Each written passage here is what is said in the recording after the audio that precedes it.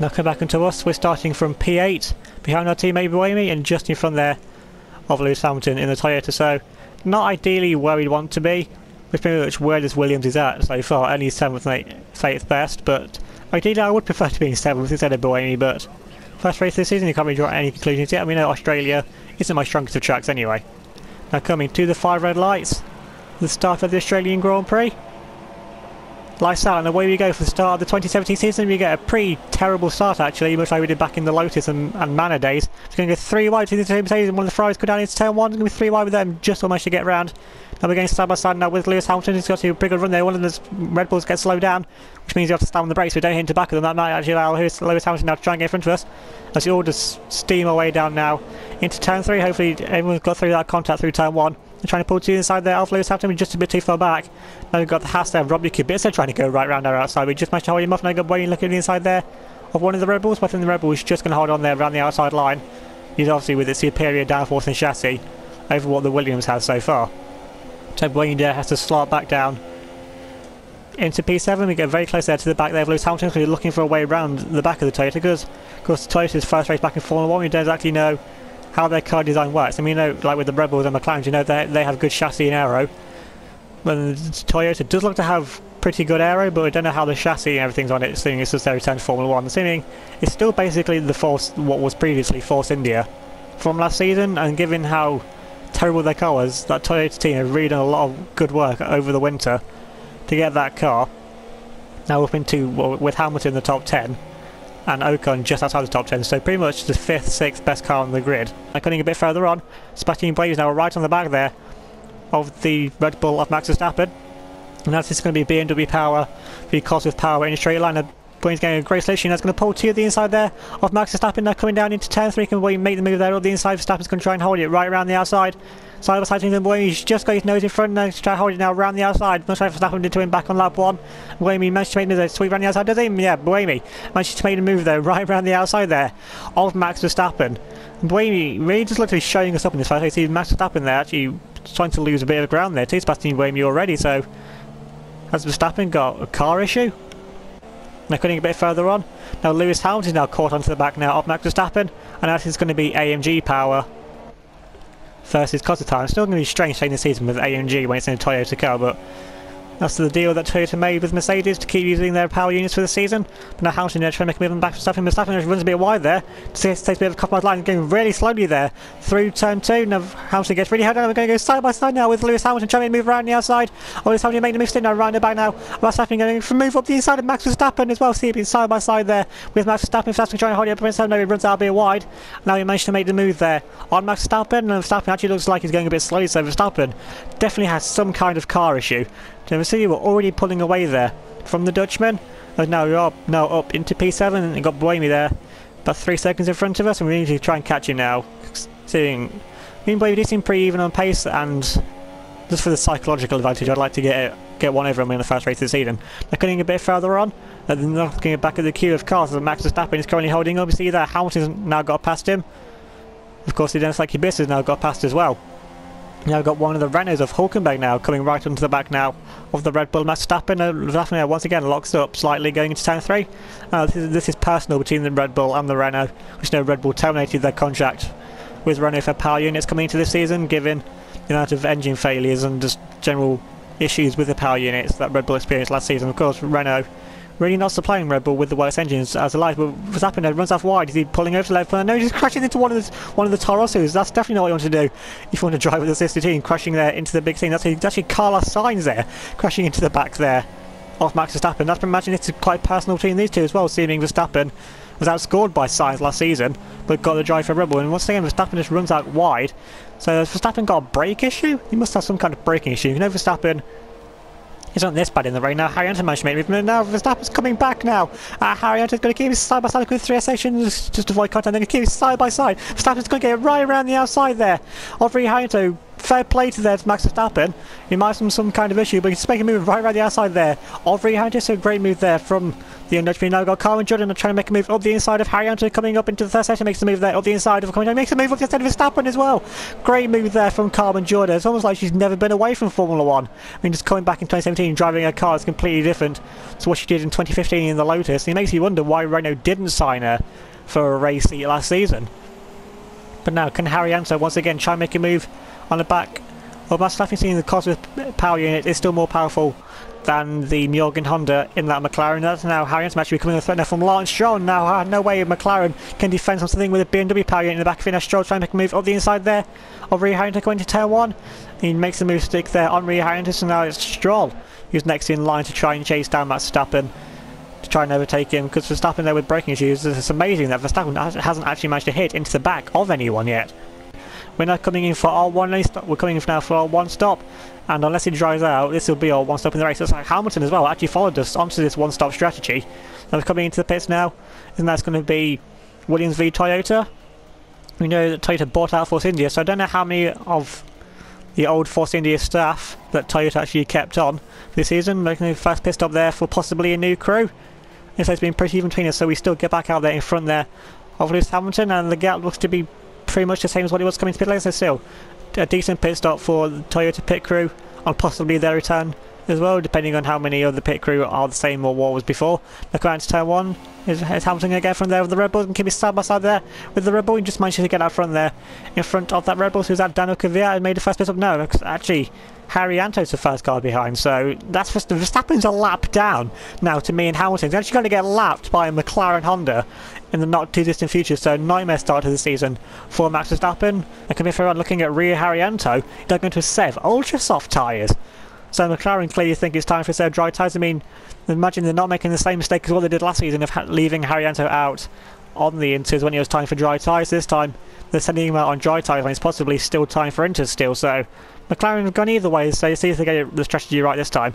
Now come out and we're going to be overtaken there by one of the Saubers. It goes right around the outside there of Ria Harrianto, so imagine the Sauber actually stopped a lap before. Then we've got Lance Stroll as well, so Stroll, how does Stroll end up behind the Sauber anyway? Now he's going to make an easy move there around the inside of Ria Harrianto. Harrianto's going to try and hold it right around the outside. Fair play to the Indonesian. We're trying to keep it side by side with Stroll there with just so much more speed than the McLaren, so to get it right around the outside, and now I can try and chase down after the Sauber. They're going a bit further on now, all the way to lap 28. Now we've got one of the cars coming up behind us. Still got Kvyat. Kvyat's actually overtaken there, Lewis Hamilton. So Kvyat somehow ended up behind us. So Kvyat must have done a two-stop in the race as well. Now actually got a Renault all over the back of us. This Renault's actually a lap down. Now she's going to pull those U inside and let them pass. But I think that Renault might be on the dry tyres as well. There's really no point in them holding us up and possibly causing an incident with how much faster that Renault can go. But now, letting that Renault through actually lost us a lot of time, a lot of momentum. Now we've got Daniel Kvyat trying to catch onto the back of us now. Going to final lap, and now coming onto the final lap of the race, Daniel Kvyat's now pretty much got one opportunity with DRS now. Trying to make him able to see he's a lot closer to one. That Red Bull has so much more speed through the corners with his superior chassis and aerodynamics over the wings, but now it's going to be Cosworth power with DRS versus just pure BMW power coming down into turn 3. It's like we've done just enough there to keep it ahead there of Daniel Kvyat, and really Kvyat's opportunities really are limited now as to where he can try and make an overtake on us. They're coming through the second sector now. If we can just keep it on the track there, we're getting very tentative there, get a bit sideways, a bit of oversteer. If we can just keep it on the track, we can hopefully use our straight line speed to our advantage to keep ahead of Daniel Kvyat. We see the boxing car right behind us, and Red Bull, we're getting so much better traction. And now Jean-Eric Verne is coming onto the finish line, and Verne is going to win the Australian Grand Prix on his debut race for Scuderia Ferrari, and also won this race in pretty much similar conditions to what he was last season. If you remember back to that race, that went into Sedgine, and much like us and everyone else in the top flight, all staying out there on the intermediate tyres. We're now coming on around the final corner, move to the inside there, break the slipstream there to Daniel Kvyat, coming up to the finish line. Do we go hold on to this P5 finish? Indeed we do, just about hold on there to the P5 finish. But Williams definitely have a lot of work to do if we're to challenge Mercedes and Ferrari and even Red Bull for the rest of the season. They can see Arrivi Benny looking very happy there with Verne's driving. Why wouldn't he be? Assuming he was a free agent from Red Bull. And there you can see Verne taking his first victory for Scuderia. And we saw this from last season when they bring aero packages on the 2016 car. It looks like Ferrari really actually might be the team to beat on race pace for this season. And now cutting back up to us, landing up in P5, pretty much the maximum they could get out of this Williams, but crucially out qualifying both of the Red Bulls.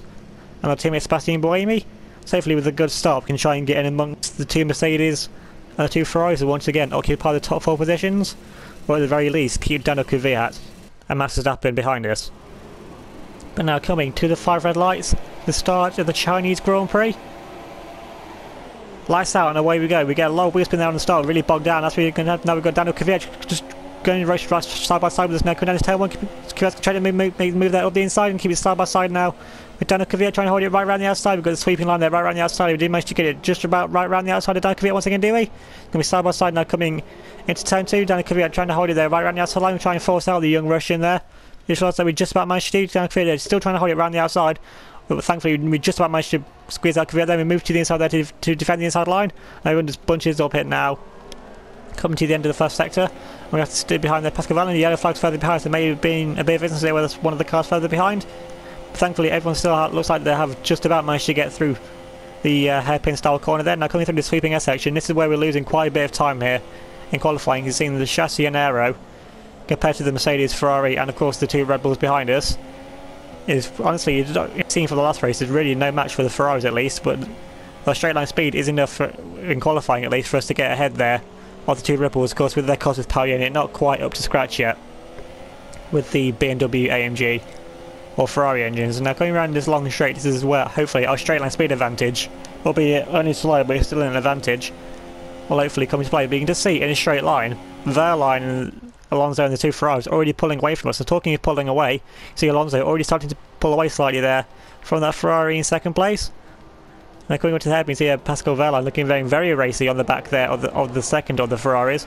Just behind, so Sebastian Vettel there in third. So it's Verne once again currently outperforming Sebastian Vettel, which I'm guessing the Scuderia really weren't expecting when they signed Jean-Eric Vergne. Now yellow flags up in front. Don't really know who this is. Is that one of the Mercedes that's pulled off to the side there? Mercedes out of the race. Fernando Alonso's out of the Grand Prix after only one lap. Fernando Alonso out of the Grand Prix. And taking a look at a replay of what just happened to Fernando Alonso, see there's just coming down straight and just pulls off there to the inside. So must have been some kind of mechanical issue. I saw there a bit of smoke coming outside of his car there. So really not looking good for AMG so far. I mean, they switched. Did AMG design the whole power unit because they're expecting a much improved reliability? Now they've got Pascal Wehrlein now looking to go right around the outside. Now Sebastian Vettel's going to try hard it right around the outside there of the 5-time world champion. That's going to be a drag race now down the straight into the hairpin. It looks like Pascal Wehrlein's already got ahead there, so it looks like the AMG engine does have some pace in it. But it just seems the reliability still isn't there for Mercedes. Now that's cost Fernando Alonso possibly the race victory. Now we have a look up the inside there, Sebastian Vettel. Once again showing our power advantage in pure straight line speed over the Ferrari. You can see there with the Ferrari downforce, Vettel just able to pull away from us there. Looks like Wehrlein's already starting to pull away as well from Sebastian Vettel. So the Mercedes do look to be working well around the shake once again. Now getting the insulation actually now, we're getting a light insulation down the back of Sebastian Vettel. I'm going to pull to the inside now with the 5-time world champion. Now coming to 1 Vettel there and drive it right around the outside there. Getting very late on the brakes. It runs out a bit wide there, gets on the grass. He's lost control, he's half spun into the car. Now Sebastian Buemi, Vettel's out of the race as well. Sebastian Vettel's there, the wheels stuck on the front of his car. Now the 5-time world champion is out of the Grand Prix. So we're only on lap 3 of the race. And two of the major front runners, Fernando Alonso and Sebastian Vettel, are now out of the Grand Prix. Now as we actually go purple there through the first sector, which is a bit surprising, seeming Wehrlein and Verne is already pulling away there from Wehrlein. Have already got through the sector, so really putting there a really good first sector. Imagine the slipstream that we're getting off the back of Sebastian Vettel really did help us there to improve first time. There's confirmation that Sebastian Vettel is now out of the Grand Prix. There's pretty much no one near us, and the car behind us there is this Toyota of Hamilton. There's actually no one else. Now we've got Robert Kubica in front of us there, currently in an excellent P4 position for Haas there. Also, Kubica on a set of the medium tyre, so Kubica must be looking to one-stop this race as well. So hopefully, well, we should be able to catch up to Kubica. Now getting all the way now onto lap 22-28. We've now caught onto the back there. Robert Kubica getting very late on the brakes there, of course we've got more grip on our super soft tyres compared to his softs. In Kubica there really was a lot of concern in the paddock as to whether he'd be able to take the G-forces, of course, with his arm having absolutely no muscle in it, and having to do both the gear shifts on both sides the up and down shifts, pretty much like Jacques Villeneuve did as well. Now getting all over the back there of Robert Kubica, it seems got so much more pace on our softer tyres and with honestly the faster car. I mean the Haas, you see in the front of it, it pretty much just does look like a grey version of the Williams, which we'll see from the front of it, hopefully when we try and get past him. But now we're gaining in the hopefully now obviously we'll have DRS now on the back of Robert Kubica, hopefully, because the Haas is the BMW B team, we've got the same power unit, but hopefully Kubica won't put up that much of a fight on us.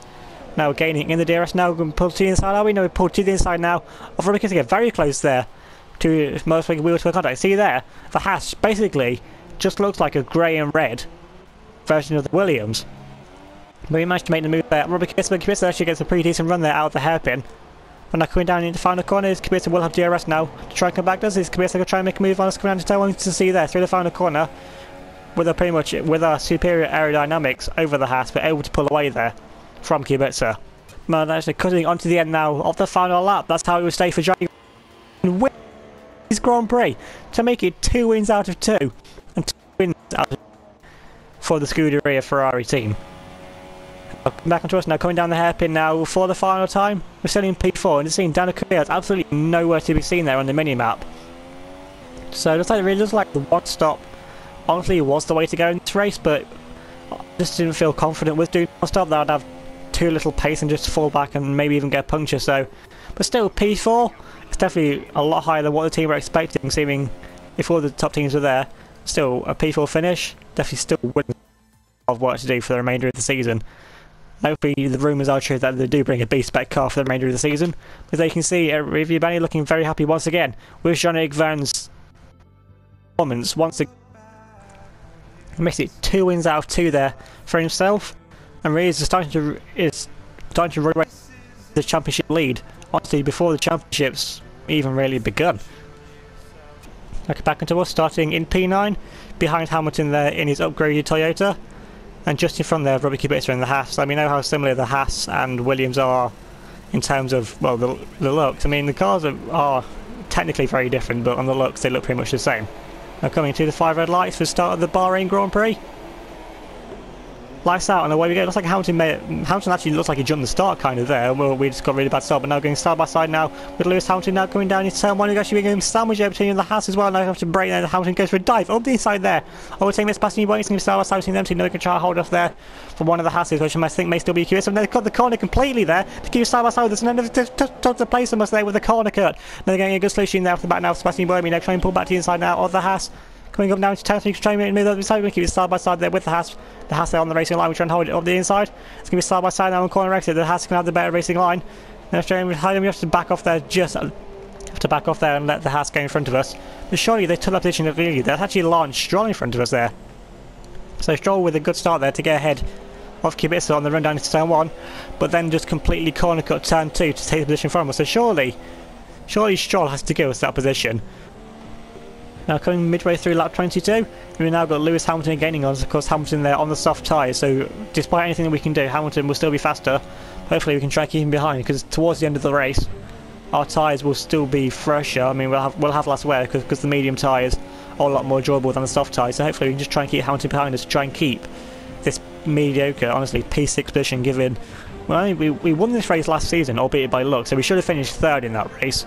This time you can see the Ferraris, Max Verstappen and the two Mercedes absolutely so far more dominant in the season. Now Hamilton gaining in the direction. Now Hamilton makes a move there to the inside, just back into our slow machine. He's going to now pulls out once again. Our situation to make a move coming out into turn 1. Going to try and keep it side by side there. Lewis Hamilton side by side, holding it around the outside line, which will then turn to the inside. We can just keep pushing a bit of contact there with Lewis Hamilton. There we go, poor momentum there through turn 2. We both get pretty poor run, so now we have the solution there on the back now of Lewis Hamilton. Going next to turn 2, trying to make a move back on the 2008 World Champion, trying to make a move there to side. Hamilton logs up, leaves the door open, keeps it side by side there with Lewis Hamilton, but Hamilton once again on the racing line and on the softer tyres gets the better traction out of the corner. But now try and keep with Hamilton there through S section, and maybe even try and make another diving move up the inside. Try and make a move there around the outside using the curbing, using the full length of the track that we can. We see that Hamilton with the softer tyres just able to pull away from us, and now coming up and braking, trying to make a move there on the inside once again. We try and think about it. Move the car to the inside, but Hamilton positions his car well this time. And obviously he knows that we're going to try and make that move. And now with the DRS, they see Hamilton actually starting to pull away from us now. So it doesn't look like possibly we can try and make a move back to try and reclaim our 6th position. And I'm getting a bit further on from that. I can now try and defend from my teammates, Sebastian Buemi, because me and Buemi are both on the same medium side, so it's going to be all fair between me and Buemi, no advantage either way. Now Buemi with the DRS now, in the slow machine, trying to move to turn 1, he thinks about making a move there to our inside, and now once again, now he does finally make a move there to our inside, coming down into turn 1. We start with side, we'd actually outbrake Sebastian Buemi, they can try to hold it right around the outside there. Sebastian Buemi and managed to make the move stick there, right around the outside, just outbraking our teammate. There's going to be Buemi there. We're getting in now in the slipstream on the back of us, now coming around into turn 3. Buemi can try to make a move coming up the inside once again. No, isn't it? Sticks behind us once again. You see the Hamilton just pulling away now into the distance. Of course, the more me and Buemi fight, the more this is just going to give Hamilton the advantage there to pull away. See there, losing pretty much almost a second there through the first sector, trying to fight our teammate Sebastian Buemi. And now, hopefully, because we should still just about be in DRS range of Lewis Hamilton, I think. If not, we'll still be getting a slipstream there off the back of Hamilton regardless anyway, because he's still pretty much close enough to us. Thankfully, Buemi there doesn't go for a dive up this time. I mean, he could have done, he still has made the move.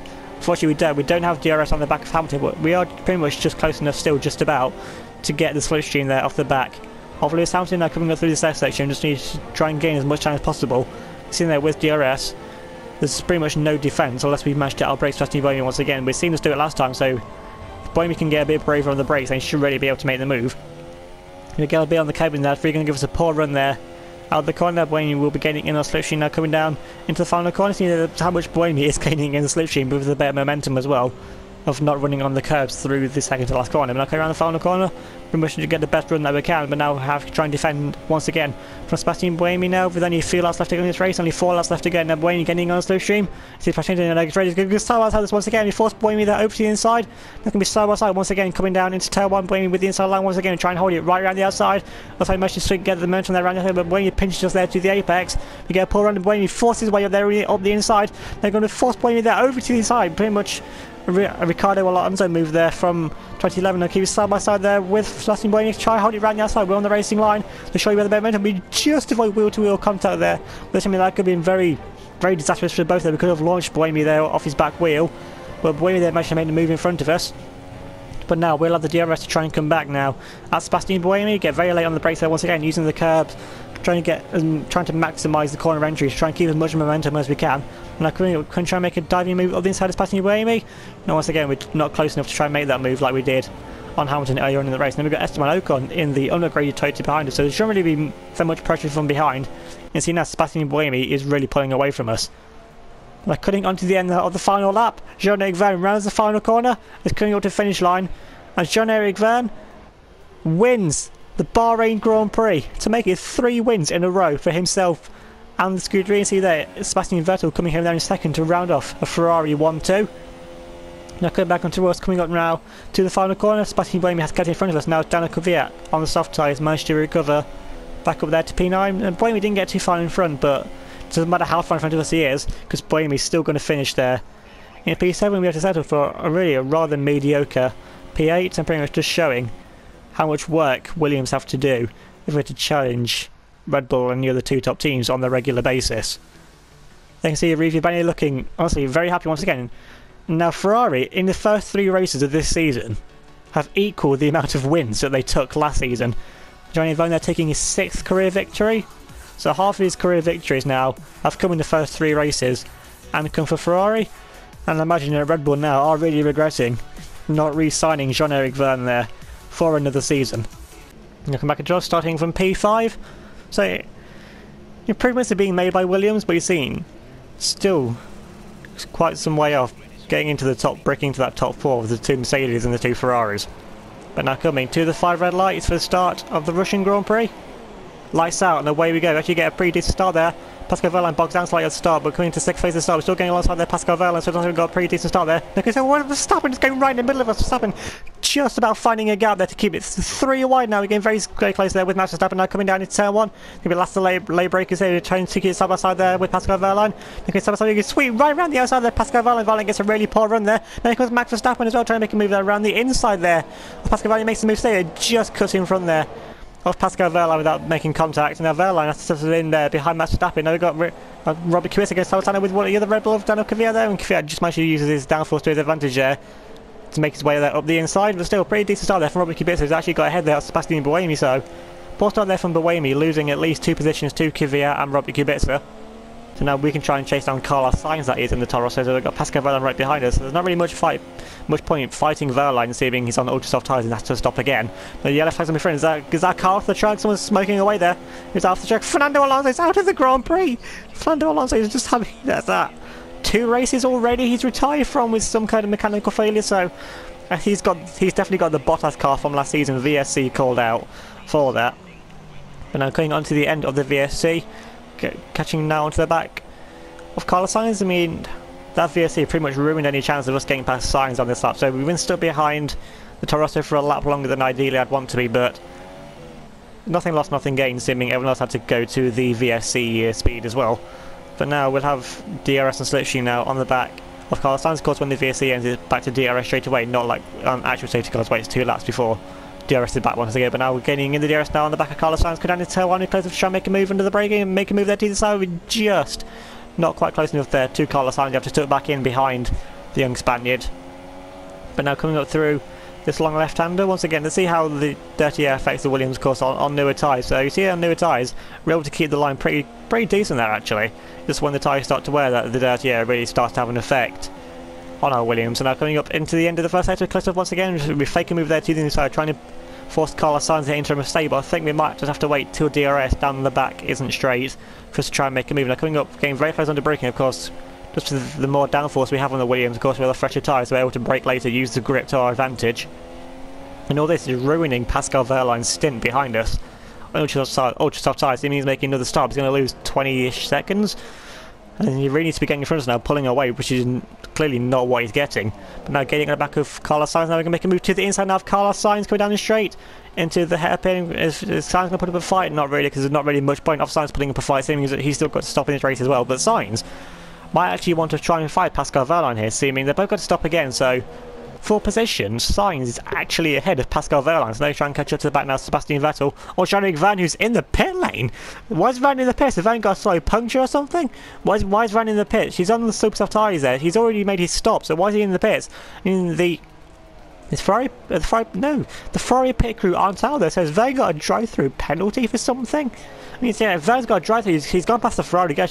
Jean-Luc Van's got a drive-through penalty. I have no idea why. He must have been speeding under the VSC. Or speeding in the pit lane before, I don't know, so he's probably speeding for something, but that's ruined any chance of Jean-Luc Van winning the race. Come out there behind one of the Red Bulls, so it's very unlikely now that Jean-Luc Van is going to make it 4 out of 4 on wins. And that's pretty much ruined the Frenchman's afternoon, and he really needs to put foot down now to try and lose minimal points to Wehrlein or his teammate Sebastian Vettel. Then moving a bit further on, Carmen Jorda, the 2 Saubers, and Nico Hulkenberg now caught onto the back now of Lewis Hamilton, so it's pretty much just proving that Hamilton really just has a lack of pace at this race, seeing that the 2 McLaren Hondas and the Saubers have caught at the back. A bit of a lock up there from Hamilton, so Hamilton obviously feeling the presence of Carmen Jorda and the 2 Saubers behind, which he did not have said as I thought I'd be saying this season. Now Jordan moves to the inside now of the Toyota, try and make a move here on Lewis Hamilton, going down this time. No, Nico Hulkenberg, let's make it 3 right now, going down into the sector. Hulkenberg just done them both. Amazing move there from Nico Hulkenberg, doing both Carmen Jorda and Lewis Hamilton, and now one of the Saubers loves to come through as well. Adrian Sutter there managed to make a move on Lewis Hamilton as well, so now it's Giovinazzi up behind Lewis Hamilton now. Now coming through the final few corners, Hamilton right up behind the back of Lewis Hamilton. Now Hamilton must have some kind of courage. Now Giovinazzi pulls to the inside of Hamilton through the final corner, makes the move there on the 2008 World Champion. So Giovinazzi really looking to find some form, some confidence now in this season. Now it just leaves Rio Haryanto to get past, and then Lewis Hamilton's currently in second to last of all the runners. Now can Haryanto make a move coming down his turn 1? He's pretty close behind, but again I think Hamilton might have DRS of the car in front still. Now coming down his turn, see that Hamilton just does have DRS, so Haryanto just has to stick behind the 2008 World Champion for a bit longer. Now moving all the way on to the final lap of the Grand Prix, lap 27 of 27. It's took this long, but Jean-Luc Van has now finally caught up to the back of us. See that dot on the minimap behind us? That is the championship leader, Jean-Luc Van.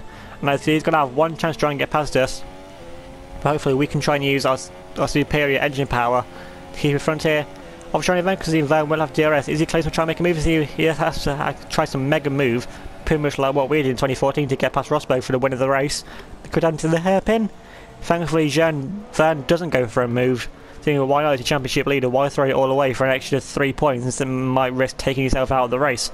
Now going around the final corner, Sebastian Vettel is going to win the Russian Grand Prix. So So Vettel ends Vern's win streak, but still keeps it 4 out of 4 on victories for Ferrari. Now coming around the final corner, it's like it's going to be us in second place. If we can get around the final corner okay, which we do, and we just managed to hold off there Jean-Eric Verne. That's to settle for P3. But honestly, Verne should have won this race if it wasn't for that drive-through penalty. So that really could be crucial coming into the championship, but still, promising signs there for Williams. And Sebastian Vettel taking his 45th career victory, his first victory at Russia as well. So a new track for Sebastian Vettel that's won at. Now get back into us starting from P11. Of course, this is not where we qualified, because we've got the 5th place penalty. So we qualified in 6th, so there is some decent pace in this car. We're starting there behind Ocon. He's starting on the medium tyres, of course, because Ocon qualified in 11th, so he still gets to choose what tyres he starts on, and we still have to start on the soft tyres that we used in Q2 because we're going to Q3. Now going to the 5 red lights for the start of the Spanish Grand Prix. Lights out, and away we go. We get a pretty even start there. Alongside we actually get a pretty poor start, good start there, but on the second phase of start we lose out quite a bit. And see Ocon there just pulling away quite a bit now into the distance. I go 3 wide up in front there with the Renault. He gets squeezed out there by Hulkenberg coming down his tail one. Got to try and defend there from Haryanto in the McLaren, and got one of the Toros right behind us as well. Inside the 2 Ferraris against side by side there, with the Mercedes up in front now. Haryanto looks to our inside there, try to use our downforce advantage to try and hold it around the outside of the McLaren, which we do, and move aggressively there to the inside to defend from Haryanto in the McLaren Honda. And that's not something I thought I'd be saying at the start of the race.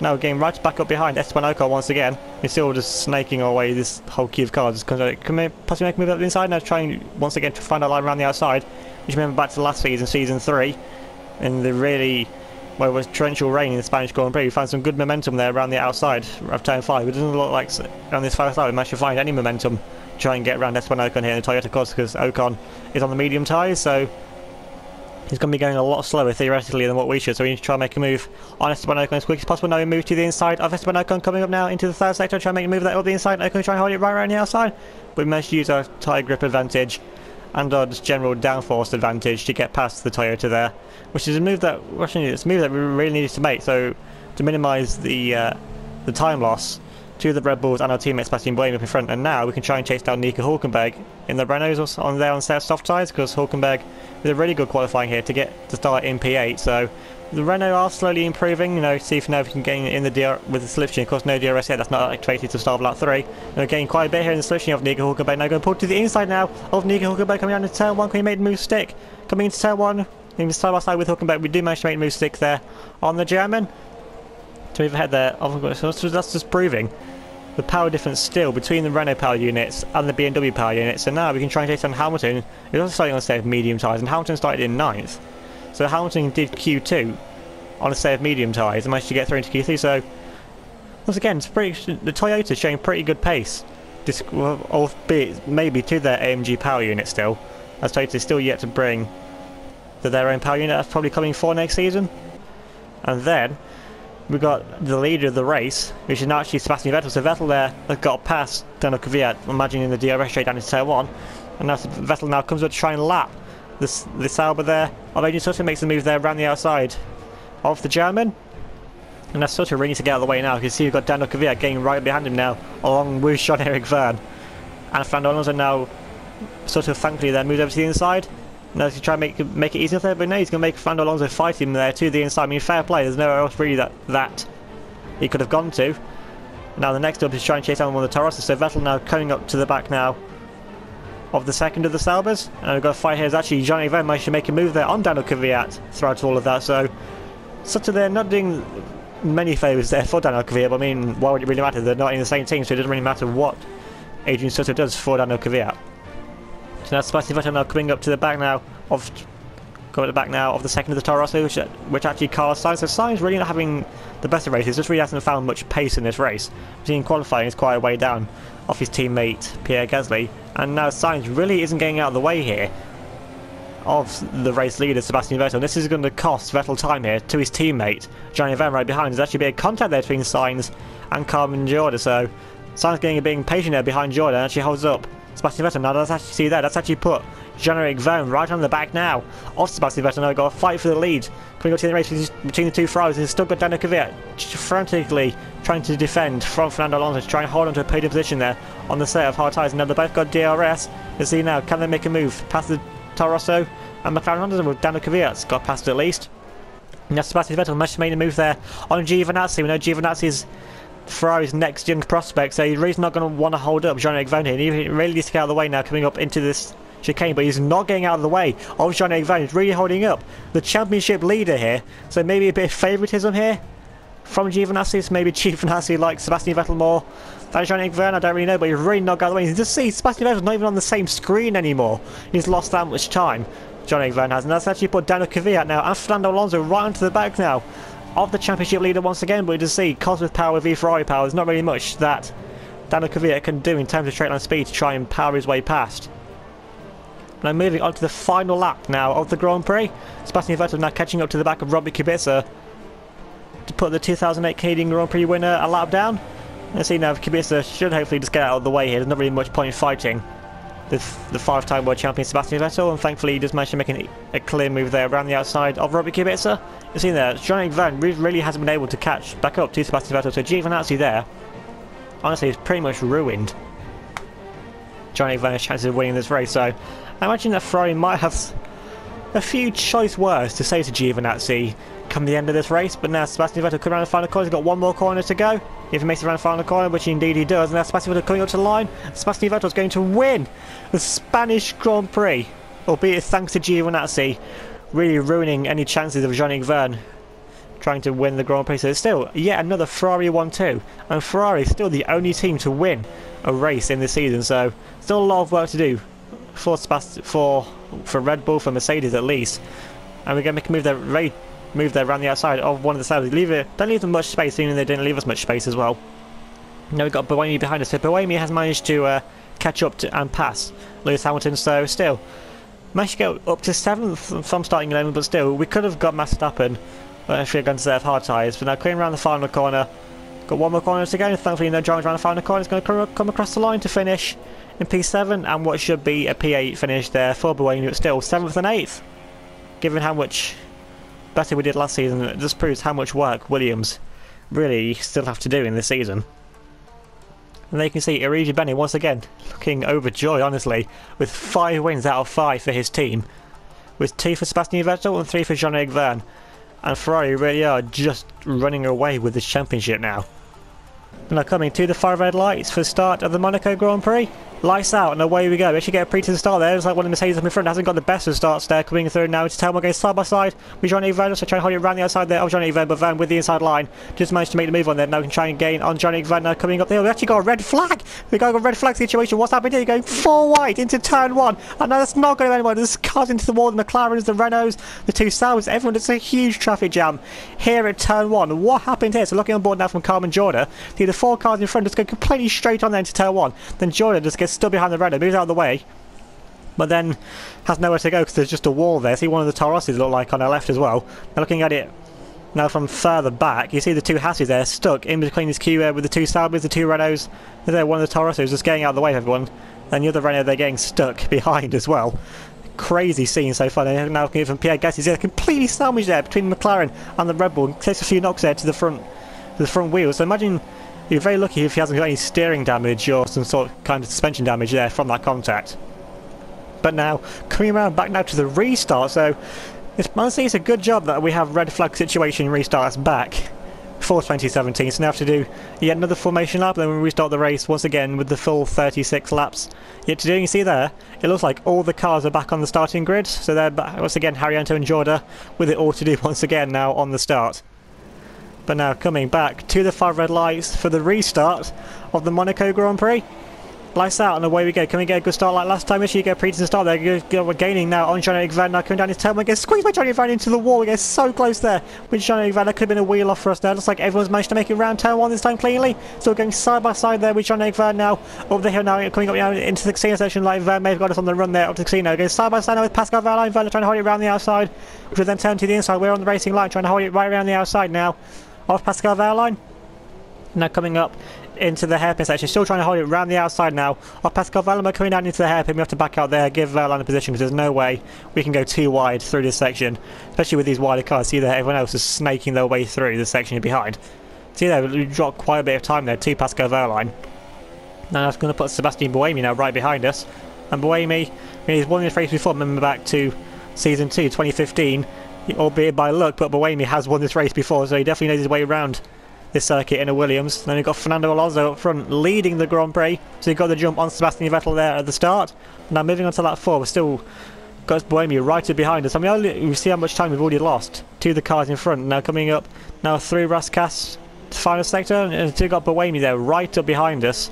And sure, it's not be long now to Buemi tries to move. What we're going to do now is we're going to move to the inside and let Sebastian Buemi past, because Buemi is the faster car, and the Williams really aren't in championship fighting positions at this point in the season, so might as well let Buemi pass. No point holding him up and allowing Lewis Hamilton there to possibly have a chance to catch up with us as well. See, we've got a massive gap there. Pierre Gasly behind is pretty much holding up every other car in the race. There's no threat from behind. So now we just need to try and keep with Sebastian Buemi, try and use his lines, try and find some pace in this stint of the race, and hopefully just keep ahead there of Hamilton, who's closing up right behind us. You see on the minimap behind Hamilton, Pierre Gasly is only coming up now into the hairpin section now, so after only on lap 5, so Gasly, there's definitely something wrong with that Toro Rosso. For Gasly to be holding up every single car in the race that's currently stuck up behind him. Now coming down into the third sector going now to the high speed chicane. This is the third sector of the lap, always where we've been good at Monaco. To go very close there to the barriers. Thankfully we just avoid contact with it, because you don't want to lose any of your front wing here.